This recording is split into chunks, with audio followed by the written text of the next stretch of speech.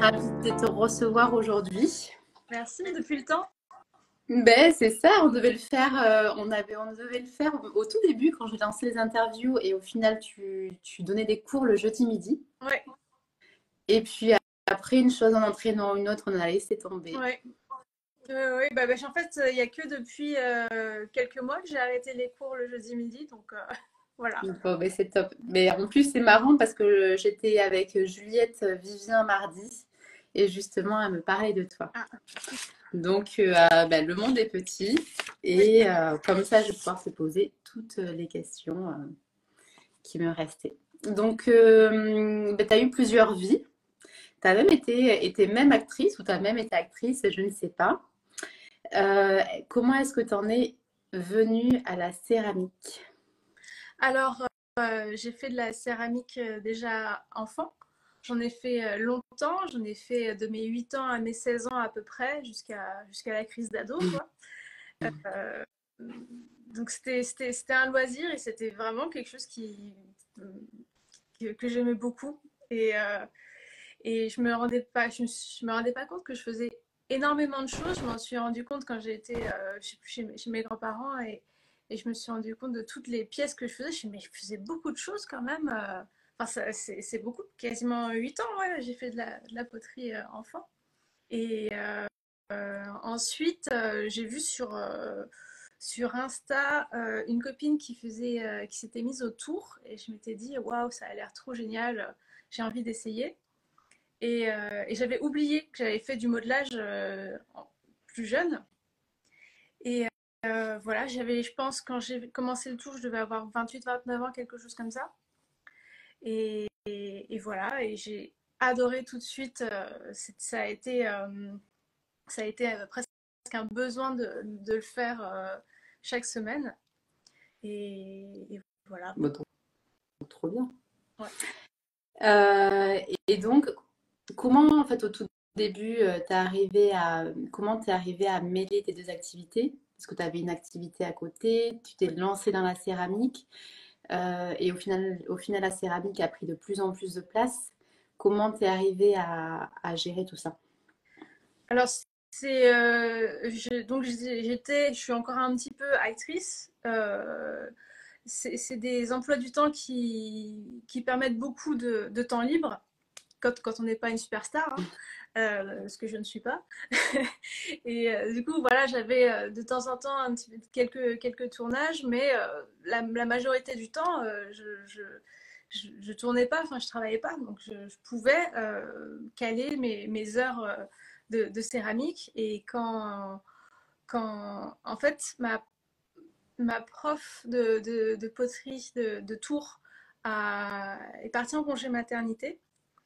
Et à ce moment-là, Clay a ouvert. Et il se trouve que c'était en bas de chez moi. Ah ouais, c'était un Ouais, signe, quoi. vraiment. Et voilà, et je suis arrivée, j'étais une des premières. Il n'y avait qu'un atelier, il n'y avait que Stéphanie qui était là. Stéphanie, qui est la créatrice de Clay. Et, et c'était un endroit où je pouvais venir pratiquer autant que je voulais et que je pouvais. Et donc, je passais mon temps là-bas et tout de suite, j'ai pris une résidence là-bas. Et voilà, du coup, je sais plus quel était le début de la C'était question. oui, comment t'es arrivé à gérer tout ça, ouais. Ah oui, Et de, oui. Ben, en fait, comme j'étais en atelier libre, ben, c'était assez simple de pouvoir de faire mon emploi du temps. Et après, quand j'ai commencé à donner des cours, j'ai commencé à donner des cours en 2020 alors c'est ma prof de tour quand elle est partie en congé maternité, après, je l'ai présentée à Stéphanie, donc elle a travaillé chez Clay. Et au moment du confinement, elle est partie de Paris et elle m'a dit ben, reprends mes cours. Et ben, c'est comme ça que je suis devenue prof. trop bien. Ouais, vraiment, c'était une suite logique à chaque fois, un- comment dire, un bel enchaînement. Et là, c'était je sais plus combien de cours je faisais par semaine, mais c'était facilement gérable.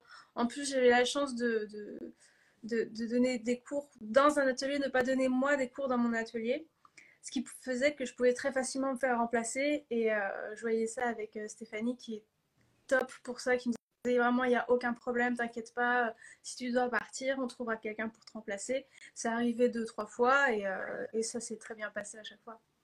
Bon, bah, super.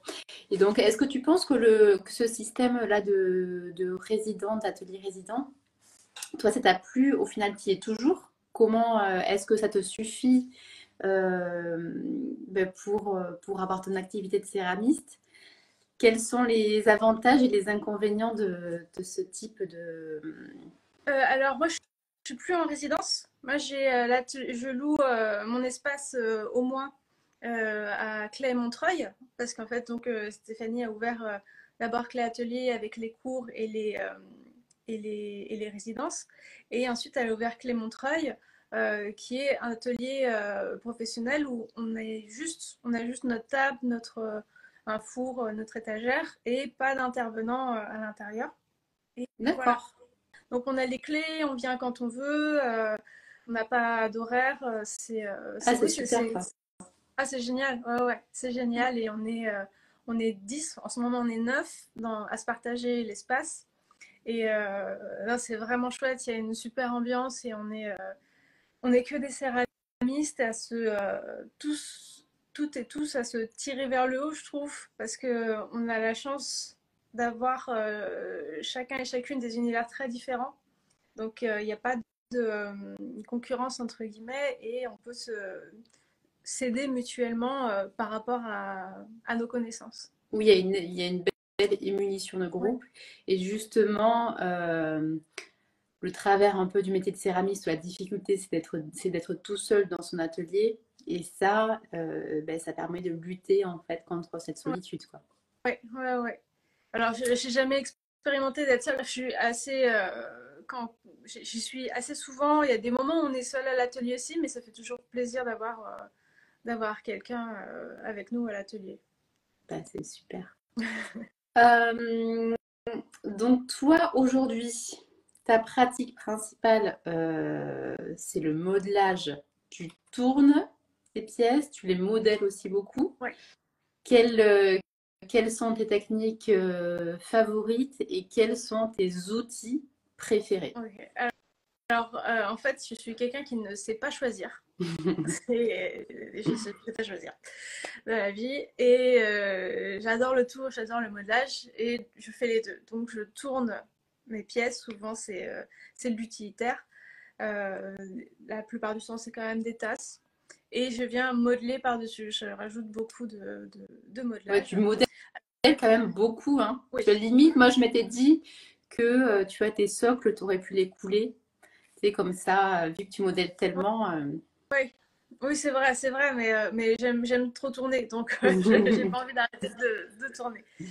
Donc voilà, c'est pour ça que je fais ça. Alors en ce moment j'attends un bébé et c'est plus pareil. Pour moi, en tout cas, je sais qu'il y a des femmes enceintes qui n'ont pas de difficulté à tourner, mais moi, il prend déjà beaucoup de place et j'ai du mal. J'ai un peu de mal et je sens que ça travaille beaucoup.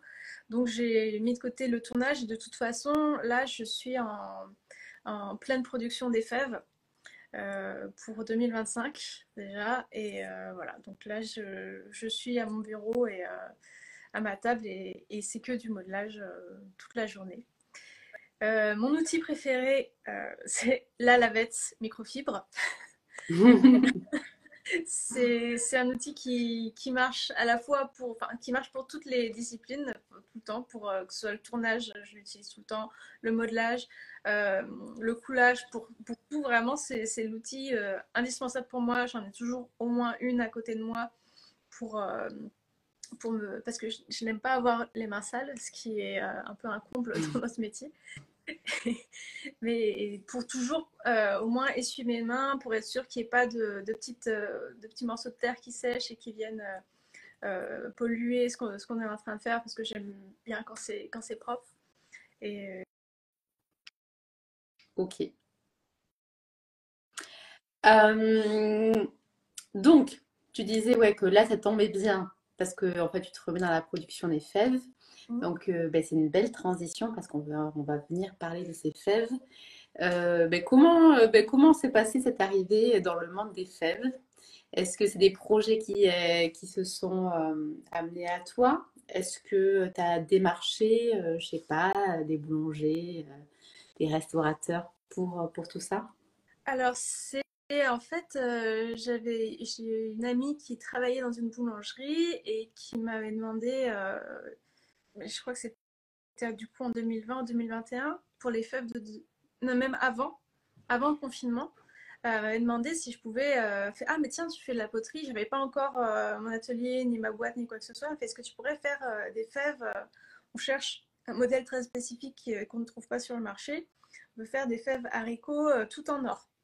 Et j'ai commencé par dire non parce que je ne savais pas, j'avais pas encore expérimenté l'or. Je voulais pas me lancer dans quelque chose sans savoir. Là, j'étais trop jeune et j'avais pas encore assez d'expérience et de connaissances pour ça. Donc j'ai dit non. Et après, donc j'ai eu ma place chez Clay à Montreuil et encore un hasard de la vie, une femme que j'avais croisée à une soirée me dit bah tiens je déménage et j'ai fait pas mal de céramique. Est-ce que ça te dit que je te donne tous mes outils d'atelier? Non, mais Bah attends, mais c'était pas possible, quoi. on venait d'arriver, j'étais avec Solène Belloir et on se faisait la liste de comment est-ce qu'on allait se partager les outillages pour pas trop dépenser au début, pour partager un peu tout. Et là, elle est arrivée, mais j'avais un atelier complet avec tous les outils, même des outils que je connaissais pas, qu'elle me donnait en plus, vraiment la personne la plus gentille du monde. Et dans tout ça, il y avait même un flacon d'or. Vraiment, Sandra, c'est une personne vraiment tellement gentille, voilà. Et, et je me suis dit, bah tiens, bah, du coup, je vais pouvoir essayer. Et donc, j'ai essayé, j'ai fait des tests, j'ai mis pas mal de temps à trouver comment, comment pratiquer l'or. Et je me souviens, j'avais même écrit à Juliette Vivien pour lui demander parce qu'elle en mettait par petites touches. Elle m'avait très gentiment répondu d'ailleurs. Euh, En ce qui concerne les demandes aux céramistes, moi j'essaie toujours de faire toutes les recherches que je peux de mon côté et pas juste aller demander aux gens comment t'as fait ça. Je dis écoute, moi j'ai fait ça, j'ai trouvé ça, mais il y a des choses contradictoires, je comprends pas trop. Est-ce que j'aimerais bien essayer par là, mais j'ai pas trouvé ça. Enfin, vraiment, je montre que j'ai fait de la recherche quand même avant et pas arriver et donner un truc tout cool. Voilà, c'était un petit message que je voulais faire. Et, donc voilà, donc j'ai fini par avoir mes premières pièces avec des touches d'or. Et là, je l'ai recontacté. Je lui ai dit, écoute, si tu veux, ça y est, je crois que c'est bon. Et elle a dit, bah, c'est bon. Enfin, je crois qu'elle travaille même plus là-bas. Donc j'ai rappelé le boulanger. Je lui ai dit, je crois que c'est bon pour les fèves. Et j'avais déjà le modèle sur moi. Je lui ai montré à la boulangerie. Il fait, bah, c'est parti. Et Trop voilà. bien. Ok. Et ça a très bien marché la première année. Et à partir de ce moment-là, bah, c'est d'autres boulangeries qui m'ont contacté. J'ai la chance de n'avoir jamais démarché de, de boulangerie ni de restaurant. Enfin, jamais démarché en fait. et, et c'était à chaque fois en plus des marques que j'aimais beaucoup. Je sais pas, il y a. Moi, c'est C'est, trop bien. Et ah non, j'avais vu, j'ai cru voir, alors je suis pas sûre, mais j'ai cru voir en début d'année que tu avais même fait des petites fèves style pour McDo, un truc comme ça. ouais, C'est rigolo ouais, ça. ouais, ouais, j'ai fait les premières fèves de l'histoire de McDo. Ben ouais, attends, Voilà. un McDo qui fait travailler les artisans et tout, c'est bien, c'est une belle démarche, quoi. Ah bah oui, oui, oui, ils ont été très à l'écoute et compréhensifs des délais et des quantités parce que moi, c'est quand même. Alors, c'était que pour la boutique des Champs-Élysées, c'était pas toute la France, heureusement. Mais oui, ils ont été très compréhensifs et on a revu un peu tout et travaillé sur vraiment l'exclusivité de leur première fève. Ouais, non, c'était trop bien, j'ai vu, ouais, c'était quoi? C'était des petits paquets de frites, donc Ouais, c'était hyper délicat et tout, tu vois, les petits ouais. détails. Oh, bravo, c'était vraiment chouette, quoi. C'est la grande frite et le cheeseburger. Ouais, ouais, non, super. Et donc, au niveau des fèves, il y a des spécificités.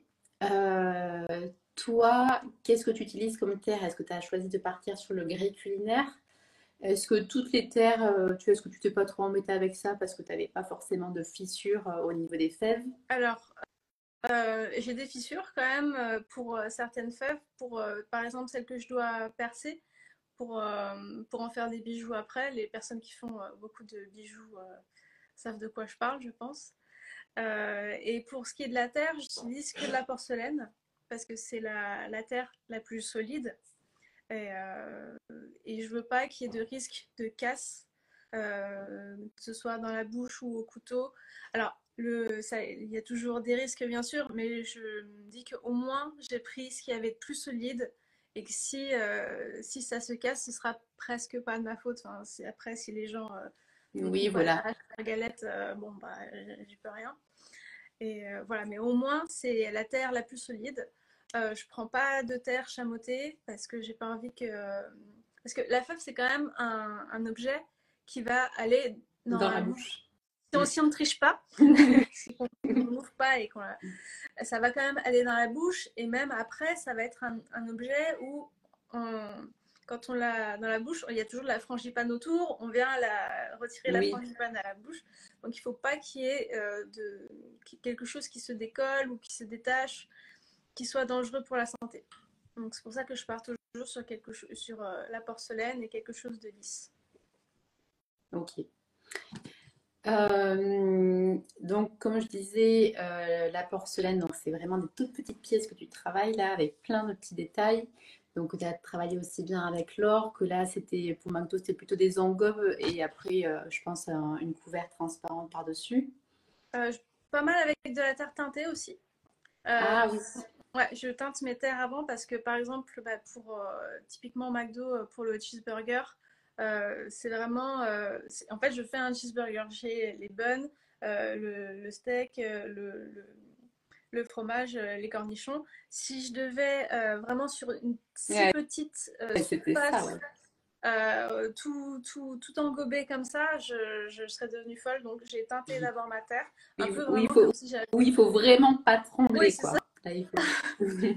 Donc au moins j'ai teinté ma terre et ça fait exactement comme si j'avais bah, de la pâte à modeler et que je faisais mes petits burgers avec ça.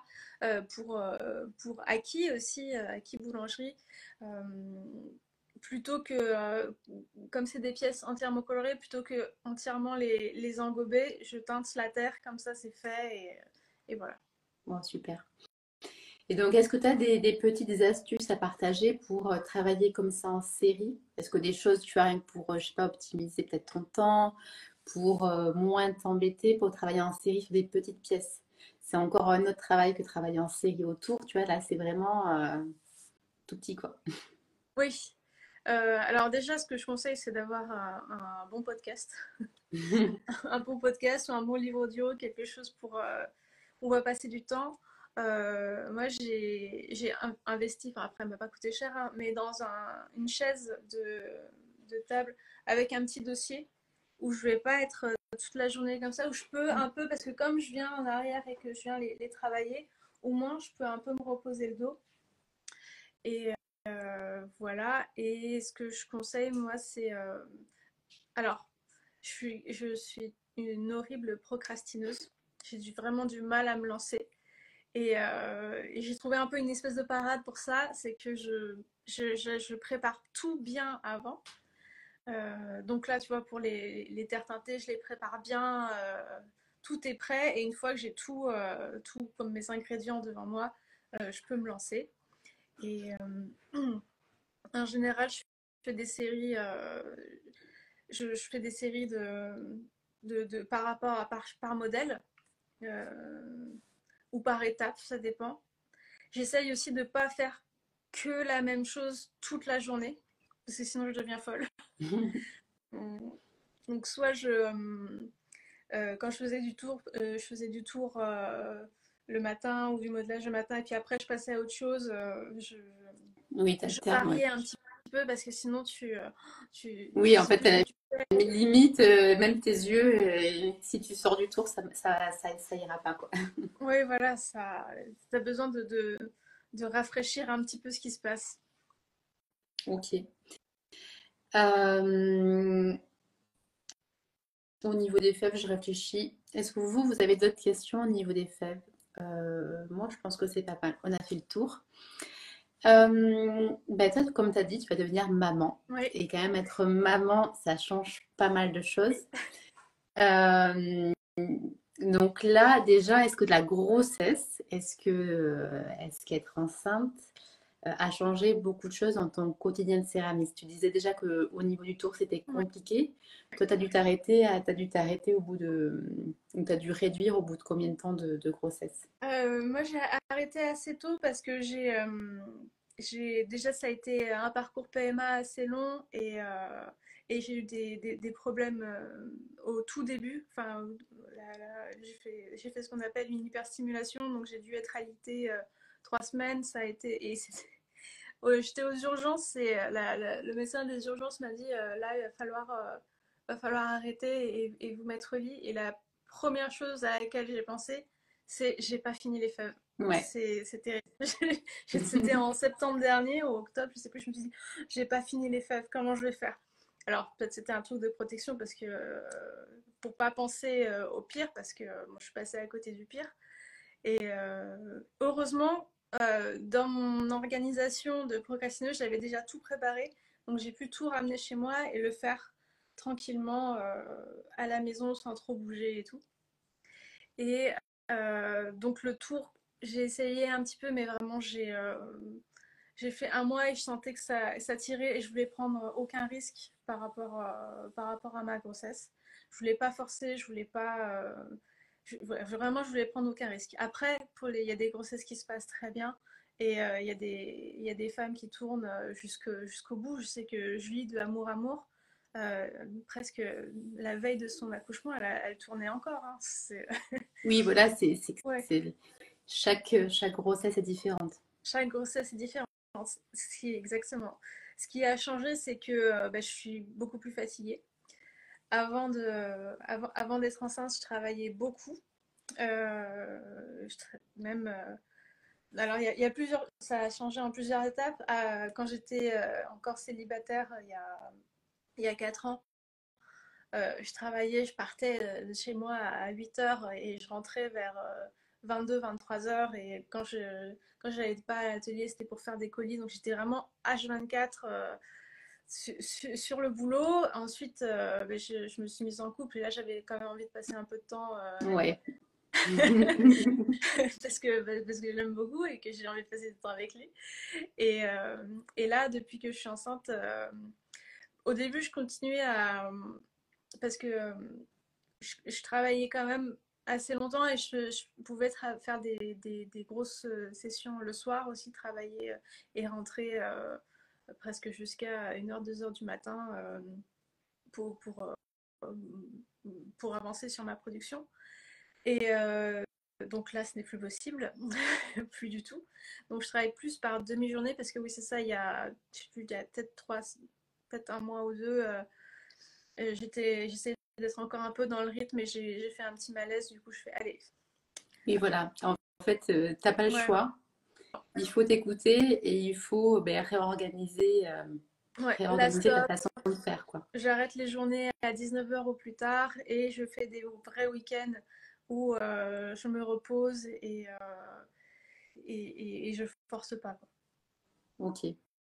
Ouais, et ça aussi, j'ai énormément de chance d'être à l'atelier à Montreuil avec tout le monde. C'est que tout le monde m'aide à enfourner, par exemple. Parce que alors déjà que le four est haut et que moi je suis pas très grande, hein, je fais 1,57 m et demi. Donc pour arriver au fond du four de base, on m'a installé des petits marchepieds comme ça pour que je puisse aller jusqu'au fond. Donc là, avec mon ventre, c'est plus possible. Donc c'est toutes les personnes qui sont là à l'atelier qui m'aident à enfourner mes pièces, à défourner. Quand je reçois de la terre, on m'aide à les apporter jusqu'à ma table. C'est vraiment chouette. Bon, ben c'est super ça. Mm. C'est super. Et oui, c'est vrai que en général, en tant que céramiste, on travaille beaucoup, ou même quand on a une entreprise, on travaille beaucoup. Et ben, nos enfants nous ramènent à la réalité, ou en fait, notre corps et tout nous ramène à la réalité. Mm. Donc, c'est un mal pour un bien, en Oui, fait. Ça oui, nous permet de rééquilibrer notre vie, mais c'est vrai que c'est pas évident au tout début, même de changer notre façon de faire, quoi. oui. Et aussi, chose que je pensais pas que c'était un mythe, mais je m'attendais pas à ce que ce soit à ce point. C'est ce qu'on appelle le mommy brain ou le baby brain. Euh, je, je suis presque la moitié de moi-même intellectuellement. Il y a plein de choses que j'oublie, à l'atelier, ça les fait marrer de me voir perdue sur des trucs. Je suis là, genre, mais attends, mais j'ai oublié de faire ça. Enfin, les dernières tasses que j'avais tournassées, j'ai oublié de les couvrir et du coup, bah, elles étaient foutues. Et ils se sont dit, mais Audrey, mais c'est tellement pas toi de faire ça. Je fais, oui, bah, je comprends plus ce que je fais. Enfin, il y a ton cerveau marche plus pareil. Et, et voilà. Depuis que que t'attends ton bébé, est-ce qu'il y a des précautions que tu as pris en plus à l'atelier, notamment si tu travailles l'or ou je sais pas, ou quand t'es maille ou quoi? Est-ce que tu as changé certaines habitudes? Oui, oui, oui. Bah déjà, je porte plus rien de lourd. Et même, et même, je peux pas feinter parce que mes collègues ont l'œil et font top, top, lâche ça tout de suite, on arrive. Et alors, pour l'or, de toute façon, je travaillais toujours euh, avec un masque À à cartouche. pierre égale, à cartouche, des gants dans un espace aéré. Donc toujours, ça j'ai toujours fait. Enfin, au début je savais pas, donc non, la première année, je sais même, je crois que je mettais même pas de masque la première année, enfin, catastrophique. Et maintenant oui, je prends toutes ces préoccupations, ces comment on dit, Des ces précautions. précautions, merci. Ouais. Voilà. Euh, pour l'émaillage, avant je mettais pas de gants, maintenant j'en mets systématiquement, impérativement, les gants, le masque et je mets même maintenant une charlotte sur les cheveux pour éviter que Pourquoi? Pour le, quand je prépare l'émail, s'il y a des poussières, même quand je prépare l'émail ou quand je ponce, je mets une charlotte pour pas que les poussières viennent dans mes cheveux et que bah, je les ramène et que je les respire chez moi. Même si je travaille toujours les cheveux attachés, c'est là. Et puis après, tu sais, c'est dans tes cheveux, ça tu ramènes chez toi, tu mets sur ton oreiller, tu dors, t'as le nez dedans, bah c'est comme si tu étais à la Et télé. même, tu vois, moi, je sais que quand j'étais enceinte, j'ai eu les cheveux très, très secs. Oui, Et rien que la Charlotte, moi, c'était ma coiffeuse qui me l'avait conseillé pour la sécheresse des cheveux. Pour mm, éviter, voilà, justement, de récupérer trop de poussière et qu'ils soient encore plus abîmés, quoi. mm. Donc, moi, je me suis pris une Charlotte, tu sais, les Charlottes pour dormir, c'est souvent les femmes qui ont des afros qui mettent ça en soie, donc en plus ça me fait un soin des cheveux en même temps. Voilà. Et j'avais un autre truc aussi, je crois. Oui, les gants, enfin la terre teintée, de toute façon j'ai toujours mis les gants et le masque. J'ai rajouté la Charlotte en plus, quoi. Et oui, et tous les soirs je passe bien la serpillière autour de ma table, parce que s'il y a eu de la poussière ou quoi dans la journée, au moins la serpillière vient attraper la poussière et ça m'évite de, tu vois, de remarcher dedans le lendemain, même si à l'atelier, ça je le fais depuis longtemps, j'ai une tenue intégrale qui n'est pas mes vêtements de ville. Je change mon t-shirt, j'ai une salopette et j'ai des crocs. Je Ah, ramène c'est rien bien de ça. poussière. Ouais, Ouais. ouais, je ramène rien de poussière à la maison, même si à la maison, je mets pas les chaussures dans la maison, mais au moins les vêtements, il y a aucune pollution de l'atelier. Et donc le soir, je Ouais. passe la serpillière. C'était Elsa, Elsa Ask que j'avais vu faire ça quand elle était enceinte tous les soirs à passer la serpillière. Je fais mais et en vrai, on devrait même le faire. Ouais. Oui, oui, au final, c'est des précautions, mais en général, on fait toujours plus attention aux autres qu'à soi-même. Donc, euh, donc c'est pour Ouais. ça. Euh, donc, là, tu vas bientôt t'arrêter. Tu vas bientôt être. Ouais. Ouais, bientôt. Je m'arrête fin mai. Je m'arrête fin mai. Alors j'accouche fin juillet. Au début, je voulais m'arrêter en juillet. Ma sage-femme disait ouais, je veux rien t'interdire, mais réfléchis un petit peu. Et après, je me suis rendu compte que c'était que 20 jours. Je suis oh là là, mais je vais pas avoir le temps de vraiment profiter. Donc, je me suis dit, bon, j'arrête fin mai. Je me laisse juin à l'atelier que je loue. Comme ça, je pourrais venir en loisir presque. Parce que bah, pour avoir eu beaucoup de femmes enceintes en cours qui ne savaient pas quoi faire le dernier mois, je me suis dit, bah, pour une fois, c'est moi qui vais pouvoir y aller Côté jeu. pour mon plaisir et faire enfin les pièces que j'ai envie de faire et que je fais jamais. Et voilà. Et Voilà. donc là, tu vas t'arrêter au niveau du congé maternité. C'est la Sécu, c'est comme d'autres congés maternité, c'est la Sécu qui le prend en charge ou est-ce qu'il y a quelque chose de particulier Là, c'est la sécu parce que avec ma boîte pour l'instant, je peux pas toucher quelque chose. Alors, j'ai toujours voulu des enfants déjà. Et j'ai toujours fait des métiers précaires où je savais que j'allais pas avoir d'aide. Donc j'ai toujours eu une somme d'argent que je me suis toujours mise de côté pour me dire, euh, voilà, ça c'est pour quand je serai enceinte, pour pouvoir vivre au moins un an ou deux si j'ai l'aide de personne. Donc, Ok. Donc là, ça veut dire que tu te laisses un petit peu de temps avant de reprendre après la céramique. ouais, je reprendrai en janvier. D'accord, bah super. Il faut Ouais, en profiter. je Et prends. comment tu verrais, comment tu as envie après de revenir dans la céramique et comment après est-ce que tu vois, je sais pas, quel futur tu aimerais avoir dans la céramique? Alors, ben, je verrai parce que je pense que on se fait beaucoup, on a beaucoup de fantasmes et d'idées de comment sera notre vie après, avec notre enfant. Surtout, c'est mon premier. Et tant qu'on l'a pas vécu, je pense qu'on peut s'attendre à tout. Ce sera jamais comme on l'a exactement imaginé. Donc, je laisse quand même très ouvert mon avenir. Et je sais pas si je ferai de la céramique toute ma vie. Très honnêtement, je sais pas. En tout cas, je sais pas si j'en vendrai toute ma vie. T'aimes donner des cours?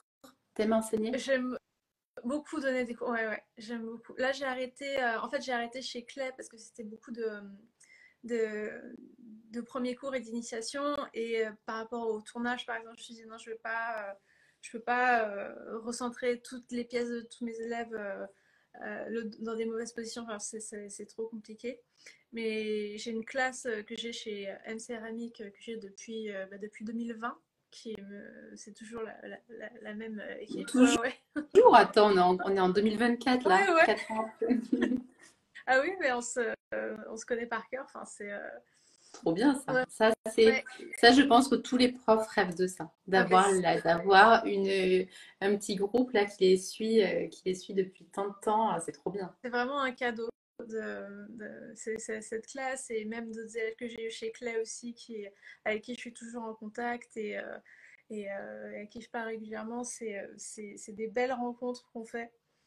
Et voilà. Et donc dans l'avenir, moi j'aimerais beaucoup, je ne sais pas encore comment ça va se passer, mais j'aimerais beaucoup déménager à la campagne et avoir mon atelier dans ma maison et organiser des séjours un peu, voilà, des stages à la campagne en céramique et tout ça. J'aimerais bien m'orienter vers là. Mais bon, après, vu que je suis très ouverte à tout ce qui peut se passer, vu que dans ma vie, ça a été presque que ça. Hein, Oui, c'était des même, opportunités qui se sont ouais, présentées. même le cinéma, c'était pas. J'avais jamais pensé devenir actrice, j'avais jamais pensé devenir céramiste. Et ça s'est produit. Donc je sais pas ce que sera la suite, mais en tout cas, c'est chouette. C'est trop bien. Non, non, c'est bien de se laisser aller, de pas tout maîtriser, de pas vouloir tout maîtriser. Mm. Pour terminer, est-ce que bah, tu pourrais nous partager 2 livres qui, euh, qui te servent de source d'inspiration ou, je sais pas, ou sinon des céramistes qui t'inspirent, ou des films, toi qui es actrice, ou des films, tu vois, qui t'inspirent. Voilà, des choses qui te portent. Alors, pour ce qui est des livres et de la céramique, j'avoue que j'en- j'y ai pensé hier, mais je sais même plus ce que j'en ai fait. C'est vraiment j'ai la tête ailleurs.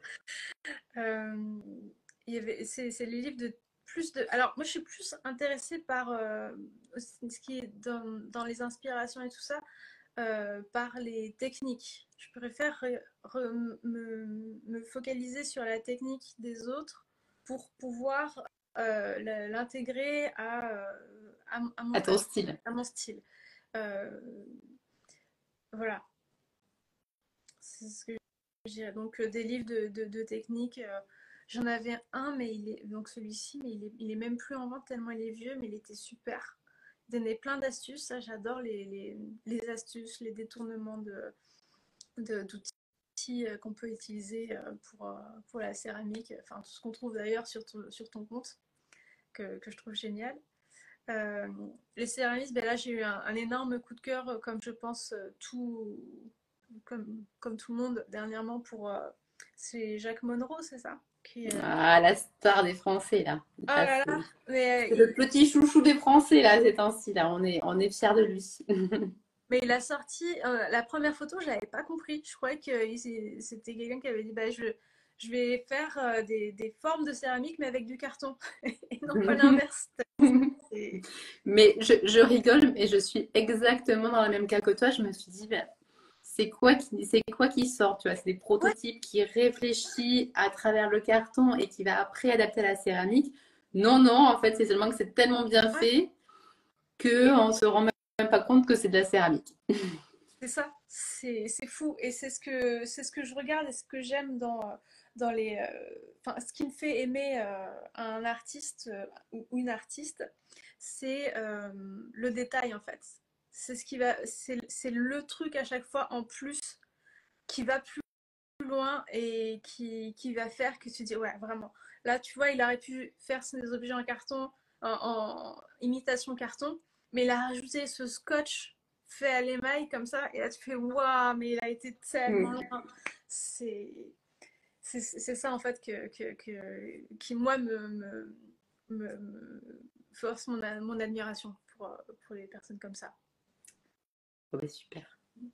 Bon, ben, en tout cas, merci beaucoup, Audrey. Je te souhaite beaucoup de bonheur à venir. Merci. Profite, prends soin de toi, prends soin de ce laps de temps aussi qui va te couper de ce que tu fais ben, pour pouvoir réfléchir à, voilà, à ta suite et à ce que tu Mm. donneras comme autre voie ou comme continuation dans ta vie. Ouais. Et bravo pour toutes tes créations parce que toi aussi, tu vas jusqu'au bout. Toutes tes petites piscines, là, toutes tes tasses, là, franchement, elles sont magnifiques. Donc, Merci bravo. beaucoup. Bravo pour tout. Merci, c'est trop gentil. Allez, bonne continuation et à la À la prochaine. prochaine, merci beaucoup. Salut. Bye.